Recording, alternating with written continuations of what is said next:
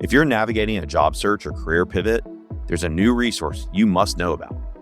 Wanted, a board career by executive coach Marlo Lyons, reveals how board service can strengthen your leadership brand and open doors your resume never will.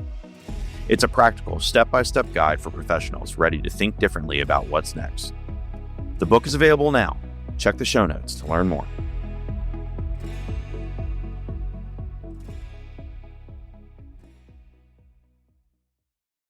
There's no empirical evidence that one person can change another, can influence another to think differently, can cause someone to be more successful than they are. And when I saw that, I realized leadership has nothing to do with influence or motivation. It has everything to do with aligning people in the right place with the right people. Welcome back to Work Unscripted. Today's conversation is one that really challenged some of my own assumptions about leadership. And I think it might challenge yours too. Because when most of us think about leadership, we think about things like influence, inspiring people, persuading people, maybe even motivating people. But what if leadership isn't actually about influence at all? Dr. Jacob Kashiwagi studies leadership from a very different perspective. His work focuses on what he calls no-influence leadership. His model suggests that great leaders don't try to change people. They actually focus on understanding them and aligning them in environments where they can succeed. We talk about why leadership training often misses the mark, what Gen Z really expects from leaders, and how organizations make decisions based on belief instead of data, and why deep listening and authenticity may be the most important leadership skills for the future of work. If you're leading teams, managing people, or trying to understand how leadership is evolving in today's workplace, you're in the right place. Let's get into it. Dr. Jacob, welcome to Work Unscripted. Well, thank you, Marlo. I am so excited to talk to you because I know you have taught leadership in corporate settings, universities, high schools. You have literally seen it all. So I'm going to start with an overview kind of question. So what do the best leaders, regardless of age, have in common? I think two things. First, the leaders I've seen, one of the things that sets them apart is they really care. They care about what they're doing. They care about how good it is, right? They care about the impact it has on other people. And it doesn't matter what age they were. And I see it even in really young kids, like 3-4 years old. You can tell some kids that they just aren't cognizant of what's going on. And some are very aware and they care. My daughter, she cares very much about a lot of different things about what's going on with her, what she gets. And my son, not as much. Right? Right. He just doesn't. So is it innate? Is it innate, that caring, or is it something you can develop? To be honest with you, I think it's something that it has to be in you. A lot of, and it's what's a little different about my approach than other people's. I truly believe leadership has to be something that's in you. It cannot be taught. And yes, maybe some people can start to observe it and develop it later, but it's not something that other people can do for them. It has to be something that they figure out on their own. But we have all these courses that teach us how to be leaders out there, right? All of these HR programs that train leaders how to be leaders. Do those even work? See, here's the thing is, I always look at what the empirical evidence say. And it doesn't say anything. And most people don't even track it. There is not one research I have found that has empirical evidence backing it, that identifies that you can train someone to be a better leader or that you can train them to be a leader at all. I've seen Tony Robbins and these guys get on saying, hey, we can train you how to be a coach. We can train you how to do a lot of things, be a better leader, mentor, but they don't track it, right? Yes, some of the people they train become very great mentors. But that's not to say that their training did it. right? People like that attract really high-end people anyway that are very into leadership already. That they probably were great leaders even before they took any training. So there's no data that shows somebody has become a, quote, better leader? Because I guess there's no KPIs for that either, right? There is none. Well, you could. You could see. You could track, different things about leadership. You can track how many people believe that this person, they would follow this person, right? You can look at the impact they have in terms of financials and whatnot on a company. You can show the impact on the type of people they have in a company, right? But you'd have to track it. And you'd have to be able to have a baseline.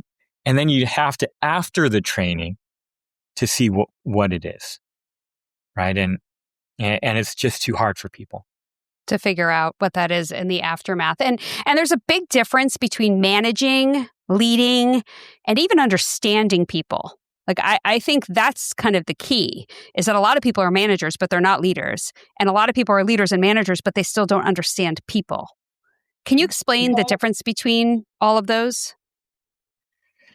Well, yeah, I usually just have the managers and the leaders. A leader is someone who can understand who a person is and can create the right environment for that person to excel. So that's understanding people. That is. A manager just tells people what to do. The manager can't necessarily differentiate between people. All they know what to do is they know the technical side of what needs to be done, and they can tell someone else, this is what you need to do. Which is not always very successful, because if the person is not capable of doing it, you'll see the limitation of a manager very quickly. Yeah. Now here's a question for you. You've worked in a lot of corporations. Do you see that the actual leaders rise, or is it not always the case that the leaders rise? Leaders always rise, because, and here's the thing, is leadership isn't something that is like, you're either a leader or you're not. A leader is someone who leads people. It means people follow that person. And so it's not like there's like one type of leader. There's a range, right? There's a scale. And where you are on that leadership scale identifies what type of people are going to follow you, right? So if you have a very intelligent leader, well, they're going to then attract intelligent followers. And if you have a person who's not as intelligent of a leader, well, they're going to attract, the type of followers that they are. And so when you look at corporations, if you're in a small corporation where everyone needs to know how to do their job, well, you need a certain type of leader to lead that organization, right? Right. But you need a different type of leader if you're leading like a corporation with thousands of people, right? And you have a very different demographic. Right. People there. And so depending on what type of corporation it is, they will always promote, and the people will always rise to the top that best fit the job for that group of people. So that's why when some people are very successful in one company and then move to another company, maybe they go from like a Fortune 500 company and then they go to a startup, it may not work for them. Like, they may not be as effective as they were in that Fortune 500, because some people can adapt, but it may not work for everyone. So sometimes you wind up in a place that just doesn't feel right, or doesn't lend itself to your type of leadership. You got it. And this is why there's an idea of leadership. And so the idea of leadership is what a leader is and what a leader is not, right? So a leader understands people. Someone who's not a leader doesn't understand people.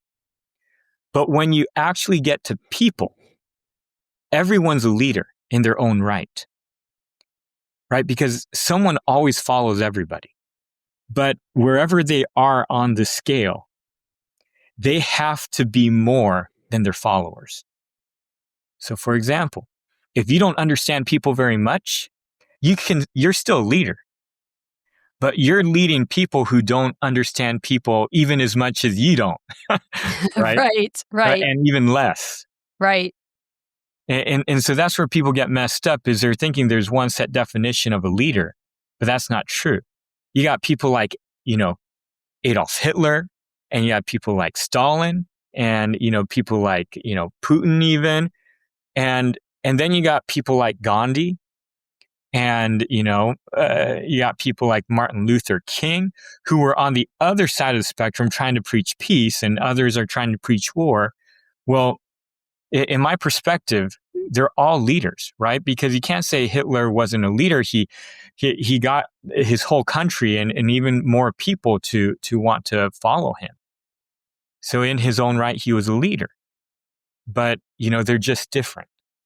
So some leaders you shouldn't be following necessarily, but you should make up your decision yourself, even as an employee, on who you're going to follow, because we saw what happened there, right, with Hitler, versus following a great leader. And I think we see that a lot in the country right now, too, quite frankly, on what leader you want to follow. No politics here whatsoever. But, we see some people following the leaders today and some people not, right? You make a decision on what kind of leadership you want to follow. You got it. And the followers will always choose what leader they want to follow. Right? Because it's just ingrained in people. It's ingrained in people, the people you like, the people you look up to. I think that's really interesting because you coined the term no influence leadership, and it seems kind of counterintuitive in this world where we're obsessed with persuasion and charisma and executive presence. So what does leadership look like under no influence leadership? It's very simple. And I'm not the first person to really, look at this and identify this in a leader. But I am the first person to take it to the extreme, right? You have a lot of people over time that they looked at leadership and they realized leadership isn't about trying to change people. It's about understanding who people are and utilizing their strengths. So there's a book called Break All the Rules by, I think, Marcus. Oh man, I forget his last name, but he was one of the main guys or the leader of the Gallup poll. So they had polled, hundreds of managers and leaders in different companies. And what they found out was that the top managers, instead of trying to teach people what they didn't know, they utilized what people's strengths were and put them in a position they could excel. So throughout all of time, people have been finding, especially good leaders, that they have to figure out what their followers' strengths are and then create an environment that lets them excel. But there's always been this gray area of, if you're a great leader, then you can actually change or influence your follower in some way. Mm. And for me, I just took it to the extreme because I realized there is no way to do that. After looking at for my master's degree, right? That's what I did, was I looked at all of the evidence in leadership and found there's no empirical evidence that one person can change another, can influence another to think differently, can cause someone to be more successful than they are. And when I saw that, I realized leadership has nothing to do with influence or motivation. It has everything to do with aligning people in the right place with the right people. Give me an example. So, for example, I read this one, Maxwell. I think John Maxwell. Oh, okay. A huge leadership guy, right? And in the book of 21 Irrefutable Laws of Leadership, I looked at it and he had these two laws. One was the law of influence and one was the law of attraction. And I read them, I was like, those are opposite. Because if you're influencing them, it means you're changing them to follow you. And if you're attracting them, it means you're not changing them. They're coming to you because of who they are. Well, how do you know which one's which? And so he identified certain things, right? He identified the influence of, well, you got Princess Diana, and she caused all these people to want to eliminate, the mines, de-arm the mines that we put in all these third world countries and whatnot, and got a lot of funding for that. But for me, I was wondering, how do you know she just didn't attract a lot of people that also wanted to eliminate these mines and make it more safe for people. And she didn't really influence them. She was just a high profile person that brought this thing to many people's attention that wanted to get rid of these, dangerous devices. Sounds a lot like Taylor Swift and the attraction she has. Like nobody's changing. They're following her. Yes. And so then he gave the example of going to the church, and before him, the leader of his church was a musician, so they had a lot of great musicians. And then he explained that when he became the leader of the church, he was a leader. So he attracted a lot of good leaders. I said, well, you can't tell if you influenced them or attracted them. How do you know which one's which? But, those are good examples to show that really whatever it is, whatever you want to call it, people will tend to somehow get people who buy into what they want. And for me, after looking at the evidence, it has to be that they're attracting people who are just like them. Fascinating. So you're saying there is no influence, is what you're saying in this. That's exactly what the no influence model is. So absolutely none.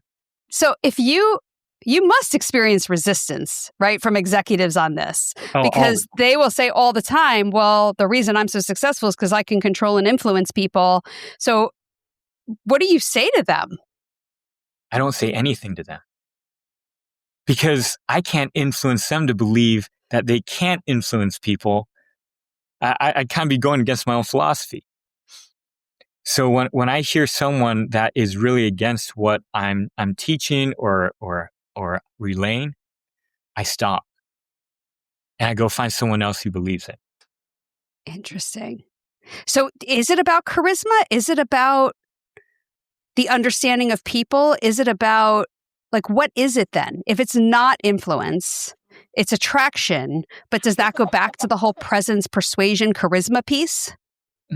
No, it really goes to the alignment piece. The alignment piece, okay. Leadership is no more nor less than aligning people in the right place. Okay. Life naturally does it, but a good leader can even help that out more, right? For example, if you have someone who really is like a sports person and really wants to get physical with things and really needs to get hyped up with loud music and whatnot, well, that person, if they're following someone who's really peaceful and calm and doesn't play sports and wants to meditate more and whatnot, well, if that person goes to this person, they're going to not be motivated. They're not going to really, want to do what this person is doing. They're not going to be excited, right? But if you put this person with someone who is like this great sports coach and, is all about knowing how to pump people up with music and whatnot, well, that's the right alignment for this person. So it's aligning the right people with the right people, which is the attraction piece, which brings people to them. You got it. And this person will be more motivated. It will seem like this person is being influenced more, but in reality, you didn't change this person at all. You just aligned him in the right place, right? And good leaders know that. So good leaders, they're able to help more people because not only do they attract the people who are like them, but their actual kind of reach goes even farther beyond just the people who are attracted to them.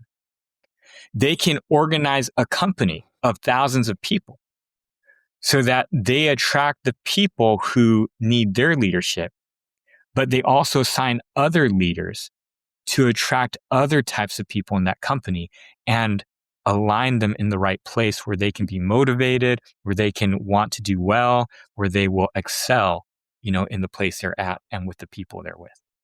So you're not saying attracting people who are just like you, because we're always talking about diversity, right? Like how you want diversity of thought. But you're talking about attracting people who can be motivated in a way by the group that they're with or by the people they're around. Yes, exactly. Okay. And so I don't think any style of leadership is not good or is wrong or is bad. What if somebody's a jerk?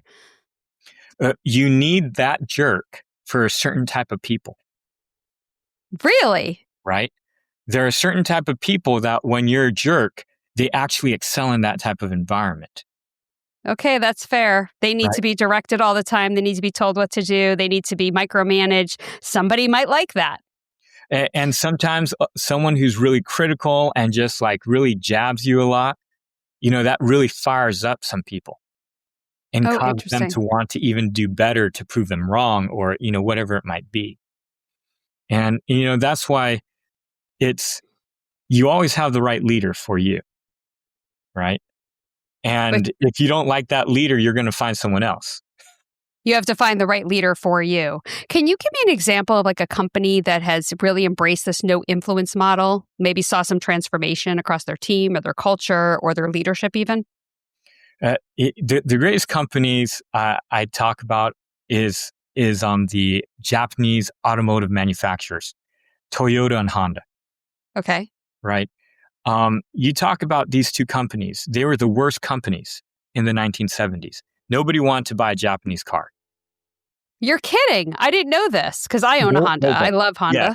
I've had a Honda my whole life from the time I was driving at 16. I've always had a Honda. Back then, nobody wanted to buy a Japanese automobile. But what changed was Edward Deming went down there. Edward Deming was all about measuring and creating the right structure for people. And so he tried to convince the U.S. auto manufacturers, you need to worry more about the structure of your company, creating efficiency, aligning people in the right positions in the right places. And they didn't listen to him. So he went to Japan. And he convinced the Japanese auto manufacturers that this isn't about relationships. It isn't about anything like that. This is all about the structure of your company. It's not about influencing people to buy your cars. This is about you becoming efficient as a company and aligning your people in the right places and creating the right work structure for them where they can actually operate at a high level. And they did that. So the auto manufacturers all pooled together. They all structured their companies where they use the same parts. So all the Japanese automobiles around the 1990s, they all use the same parts in every automobile, right? And they all had a standard that they all went by. In Honda and Toyota especially, they measured their company to figure out what was causing their employees not to be able to work at a higher performance. And they adjusted it with the help of Edward Deming. And now you see what they are. Toyota, has billions of dollars in savings and, just selling thousands of cars every year. And Honda, they kept with high quality, so they don't sell as much. But the Hondas, especially Honda Accords, the Honda Civics, they'll never fail on you. Honda Pilot right here. I think it's fascinating because I don't think that companies today are thinking about structure. As somebody who's trained in organizational design and how to look at companies and how to design in the way that you're talking about, I can't tell you how many companies they just say, all right, we need to cut $5 million and they start literally cherry picking. Like there's no actual strategic thought leadership around that. What would you say to that? It's hard to structure a company based upon understanding of people, aligning and creating the right environment for people. There's very few people who can do it nowadays. But you can see companies still know there's an issue. And the reason you know that, because a lot of the structuring, a lot of the thought and process-wise is going to what? Automation. Right. They're trying to figure it out still. Well, what they did was they realized it's much harder to try to align and utilize people and create a good structure for people. It's much easier to create a good structure, a good coding, programming for computers. And that's why they're just getting rid of the people. It's too hard. It's too hard to lead the people. it's much easier to just tell the robot what to do. And so you can tell companies realize, yeah, there's an issue. It's sad in a way, like it's really sad. And I think a lot of it is just not taking the time to understand people. There's so much neurodivergence and there's so much, people are just different. Everybody's different and everybody's brain works differently and everybody's triggers are different and everybody's upbringing is different. But I feel like if you just took the time to understand the people on your team, that goes a lot further than anything else you could possibly do to enhance the productivity. 100%. But it's a capability. Just very few people can do it. Yeah. And when I talk to leaders, tell me what you think about this. When I talk to leaders and they tell me that somebody on their team is not performing, and I always ask them and I'll say, well, where are they not performing? And they tell me, and I say, well, are they capable of doing that job? And they say, I don't think they are, but they really want to do it, but they don't have the skill set to do it. So there's two choices. You can develop that skill set in them if you have time to do that, or that's not the right job for them, right?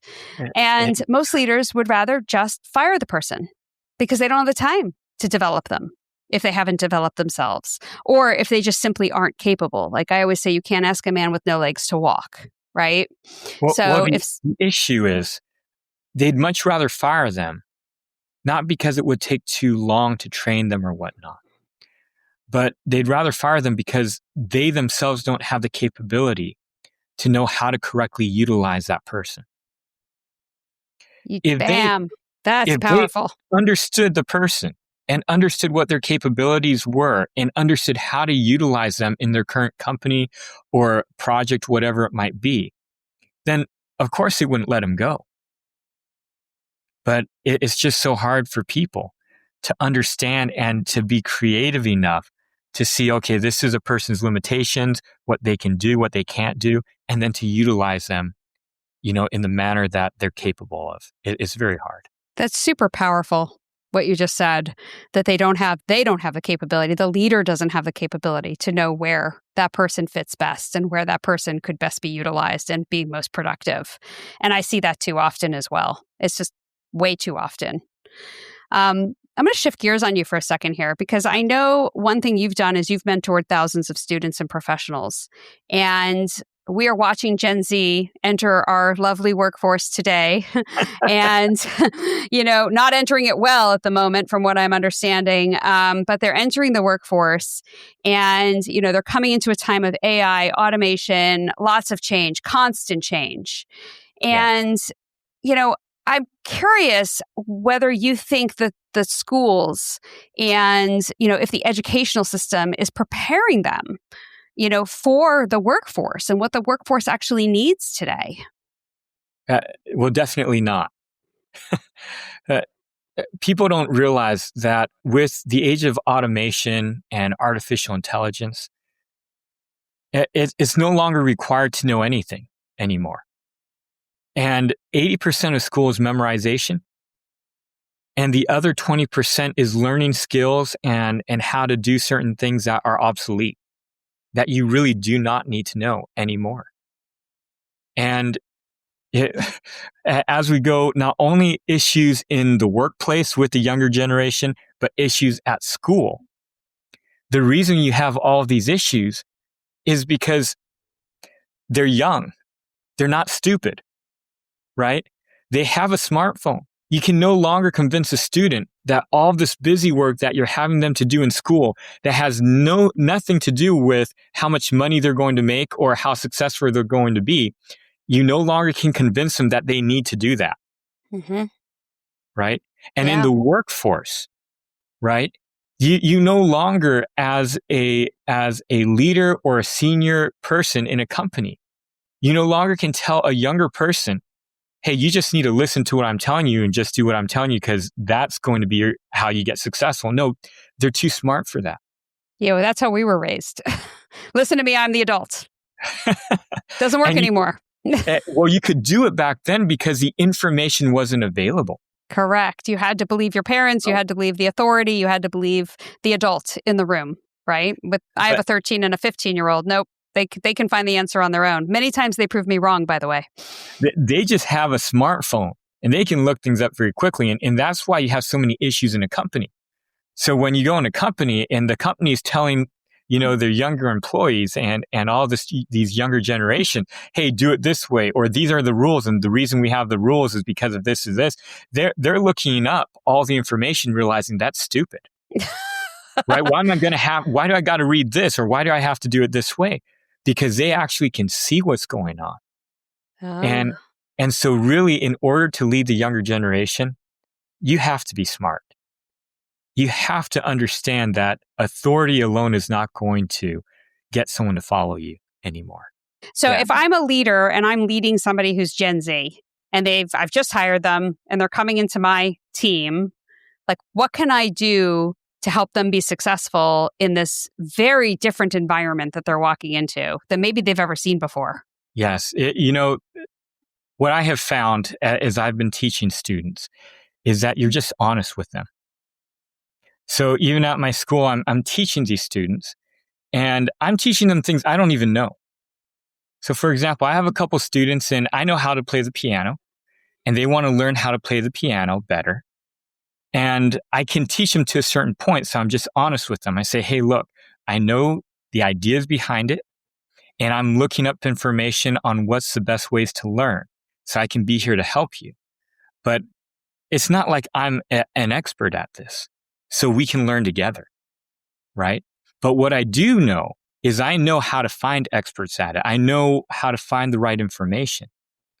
And what I have found is even though they know I'm not an expert at playing the piano, they will still enjoy learning from me and we will still learn quite a bit. Because I know how to utilize information on the internet. I know how to get them the resources. If I don't know something, I know who to ask to make sure that they're learning the right ways. Right. And so I'll make mistakes, right? I can't play certain things. I can't explain to them or show them example of things because I'm not really 100% sure about it myself. But they're forgiving and they'll actually sit through and they'll actually want to continually learn. And so it's quite an amazing thing with the younger generation. If you're honest, down to earth, if they know you care about them, then they don't care if you make mistakes even. They don't care about the authenticity. It's that authenticity. That's what it's about. And I think that's what it boils down to, right? Like bringing authenticity into the workplace and just be who you are. I think there's a lot that you said there where that could apply to corporate very easily. Right? If a native digital user, right? These Gen Z, they've been on digital their whole lives, right? On iPhones, whatnot. And they're going to be reporting into an organization that has somebody who's my age, a little older, not a digital native. They may actually know more than you. There's a good chance they do. So engaging them as somebody to bring their own thought leadership into the room, right? And engaging them in that way so that you can also learn from them as opposed to being directive and also helping them figure out who they are, right? Who they are and who they want to be. They're young. Oh, 100%. A lot of people who, and my small organization is growing, but a lot of the people in my own organization, we trained them up so well that they could go anywhere and get paid quite a bit of money. And a couple of them have left and, they've always found really great jobs, even at jobs that they had never done before. Like one of my students got a job as an IT project manager. He has no experience in IT. Wow. But they hired him because of who he was and his thoughts and how he looks at things. And he's very young. He was only, he's less than 30 and he's getting paid, over 120,000, right? Nice. It's amazing. But a lot of the people who stick with me, even though they don't get paid nearly what they're worth, they'll never leave. Because the younger generation doesn't care as much about the money. They care that someone cares about them. They care that they belong to a group that they enjoy, right? They care about the quality of their life, that they're happy. Because they realize that, well, they got the internet, they got their smartphone. they've seen enough to know that money does not create happiness. Nope. And they want something that's enjoyable for them Yeah, themselves. Gen Z definitely wants something more. They want more out of life as well. It seems to me that corporate leadership has not caught up to this yet, though. Like the leadership development. It seems like corporate leadership development really is still giving you learning management systems with a bunch of videos or doing HBDI or DISC or whatever it is that they're doing. But they're not really focusing on teaching leaders, if you can teach leaders how to be human, right? How to be authentic. What does authenticity look like in the workplace?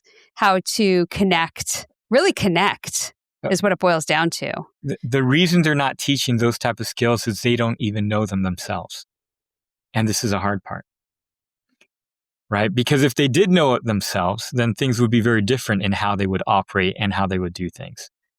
And so since they don't know it, they can't teach it to any of their other constituencies. So, they do what they can. They do the only thing that they know. Right. And that goes back to, like you said, doing things differently. When somebody comes in and says, hey, why should we do it this way? And well, it's the way we've always done it. Right. And people say that all the time. It's like, well, hold on. We could do it better, more efficiently. We could do this easier. It doesn't have to be this way. Actually listen. And I think listening is a commodity. Like it's a huge deal. People do not listen. They don't know how to listen. They think listening is just hearing the words, right? They don't realize that there's deeper listening. There's a book called like The Lost Art of Listening. Oh yeah, it's a great book. It is a great book, and it's so true. People don't know how to listen even. Mm-hmm. They know you should listen.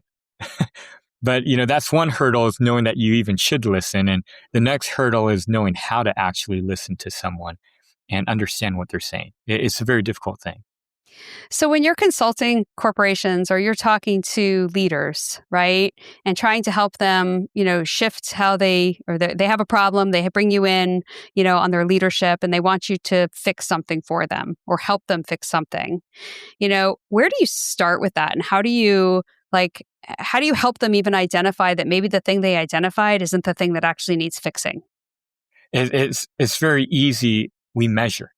If they tell me there's an issue, I immediately ask them, how do you know?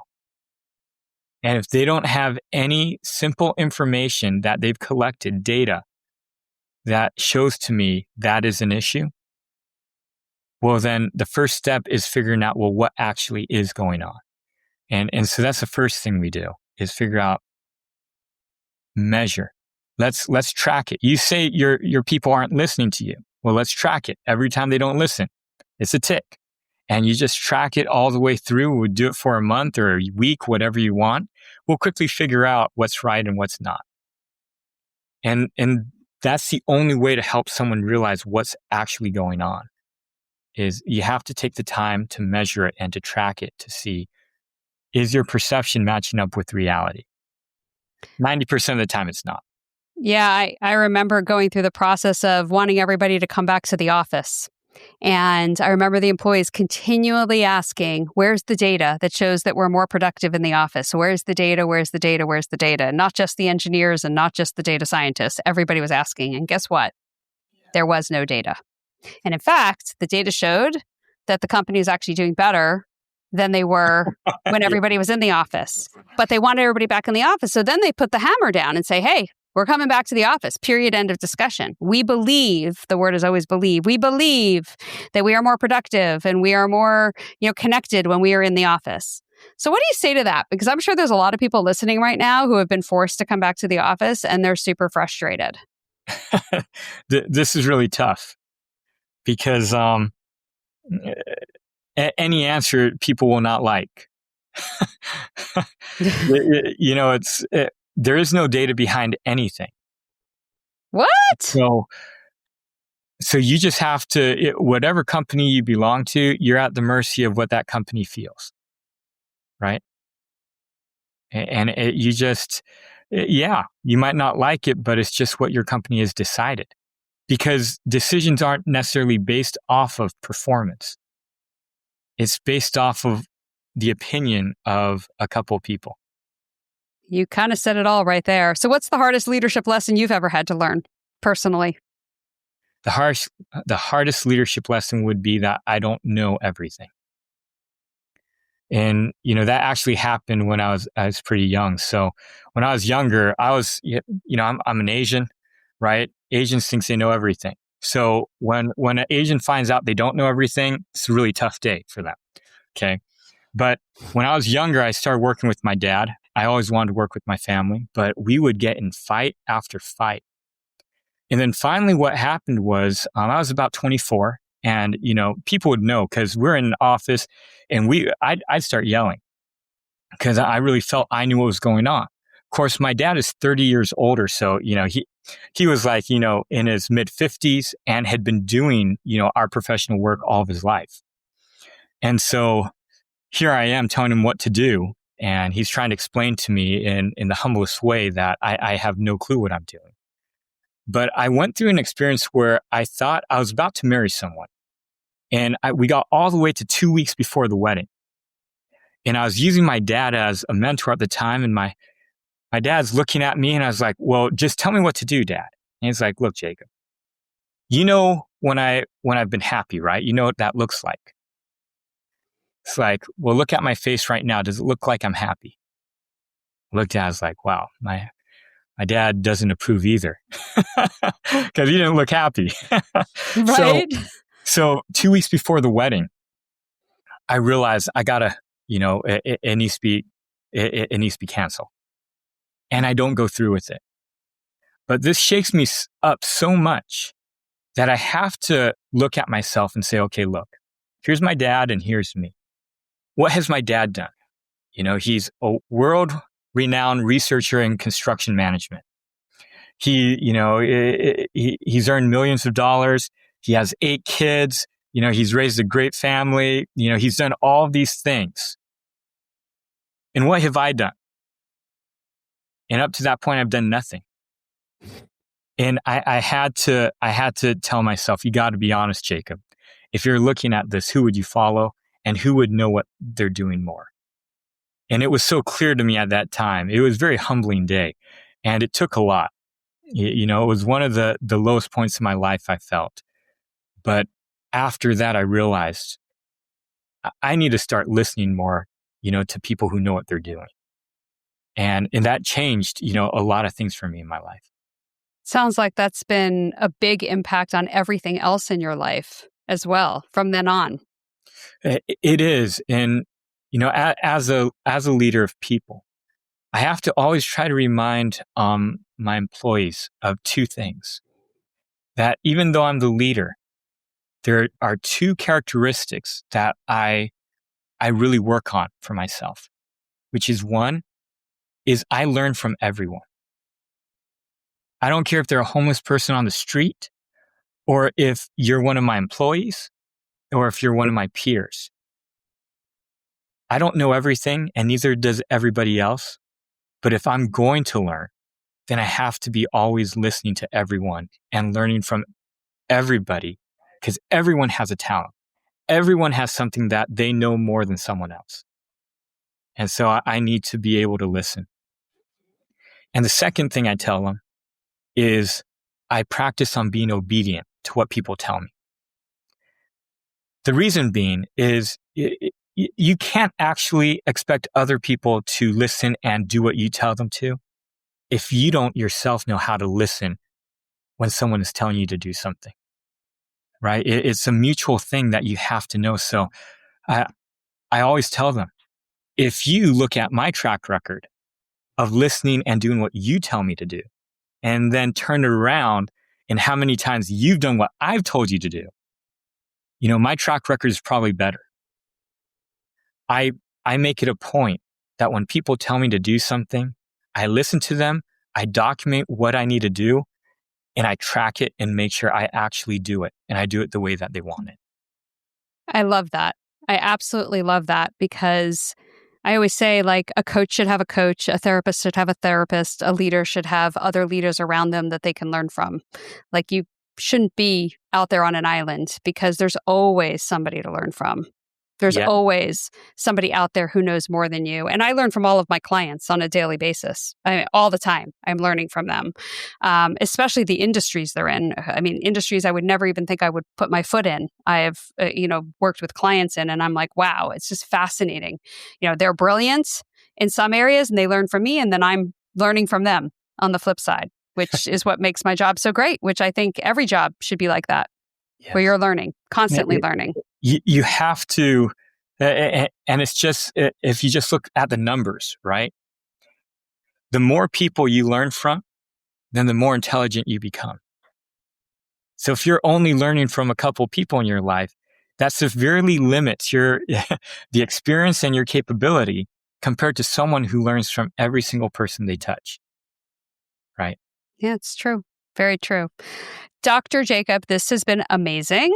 I want to thank you so much for coming on Work Unscripted. This has been super enlightening. Hopefully people will take away that learning, listening, no influence leadership. They will take that away. They'll listen to it again if they didn't catch it, and make sure that they take that away on how that they're leading in the office. Thank you for coming. Is there a way that people can find you if they want to bring you into their organization or they want to reach out? Definitely. The best way is to look up my organization, Leadership Society of Arizona. If you look it up on the web and there's a way to contact on the website, you just go and click it. You can also look up my name. Fortunately, there are not a lot of Kashiwagis out there, and there's only one Jacob Kashiwagi. So if you type in my name, my information will definitely come up.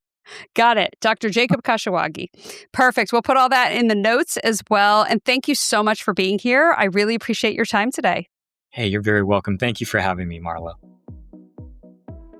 One of the things I appreciated most about this conversation is how it pushes us to rethink the way we define leadership. And as the workplace continues to evolve, those human skills may become even more important. If today's episode sparked new ideas for you, I encourage you to share it with someone who's thinking about leadership differently or trying to navigate the complexity of leading people right now. And as always, stay curious, stay growing, and stay unscripted. The journey is yours. Work Unscripted is produced and edited in partnership with the team at Palm Tree Podco and 21 Digby. The content for this week's episode was created by me, Marlo Lyons.